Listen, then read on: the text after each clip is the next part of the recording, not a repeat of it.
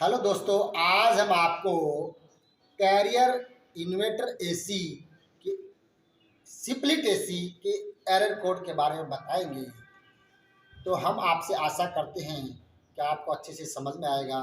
अगर कोई भी बात नहीं समझ में आती है तो आप हमें कमेंट करिए। सबसे पहले आप हमारी वीडियो को लाइक करिए, फिर सब्सक्राइब करिए और फिर कमेंट करिए अगर कोई भी आपको दिक्कत लगती है। तो हम आपको बताते हैं कि Carrier inverter AC error split code. Split AC होता है, उसके क्या क्या कोड होते हैं जो एरियर कंपनी का होता है।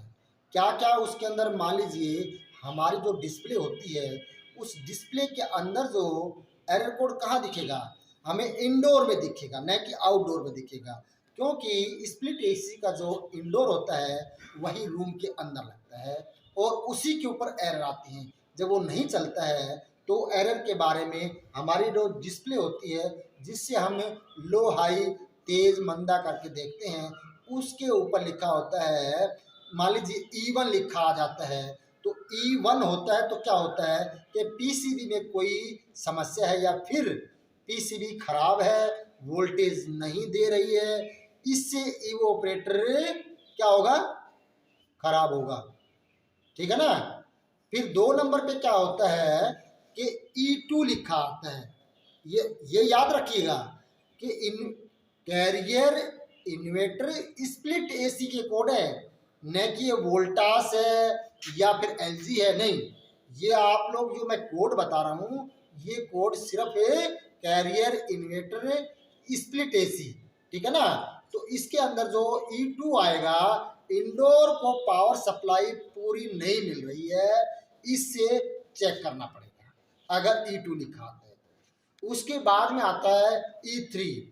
E3 अगर लिखा उसके ऊपर हमारी डिस्प्ले पे आता है तो आउटडोर यूनिट की मोटर की स्पीड कम है, इसका कैपेसिटर कमजोर है या खराब है।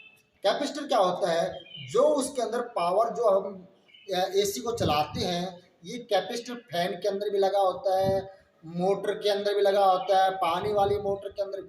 ये क्या करता है, कैपेसिटर जो होता है वो बिजली को स्टॉक रखता है। जब हम कोई भी मोटर चलाते हैं या एसी चलाते हैं तो वो हमारे कंप्रेसर को चलाने में बिजली की ताकत, पावर को बढ़ा करके वो स्पीड को एकदम चालू करवा देता है।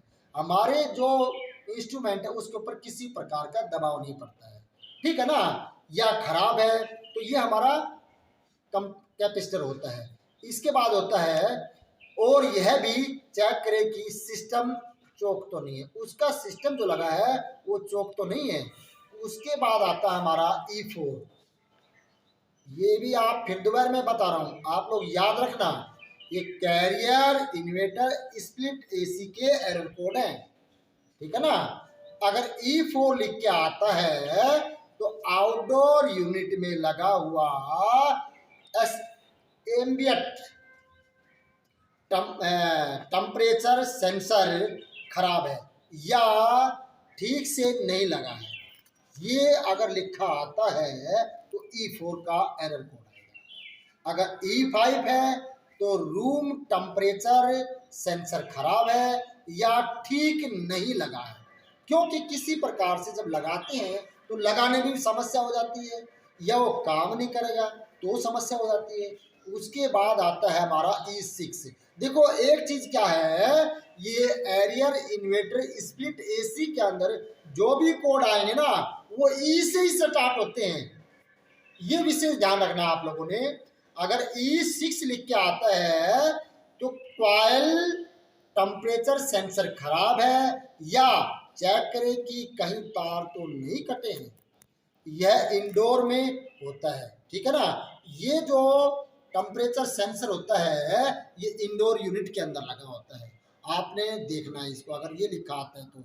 ठीक है ना। 7 नंबर में क्या है कि E7 अगर लिखा होता है, आता है उसके अंदर, कॉइल टेम्परेचर सेंसर खराब है, इसे चेक करें, यह आउटडोर में लगा होता है। उसके बाद आता है हमारा E8। इसमें मोड चेंज होने से होती है। ठीक है ना। और रिमोट में सेटिंग रीसेट करें, समस्या का समाधान मिलेगा। अगर उसके अंदर E7 लिखा आएगा तो आप लोगों को उसको क्या करना होगा, उसका तभी समाधान होगा E8 का, अगर आप रिमोट है उस रिमोट को रीस्टार्ट नहीं करेंगे तो। उसके बाद आता है 9 नंबर, उसमें है 9 नंबर में EC।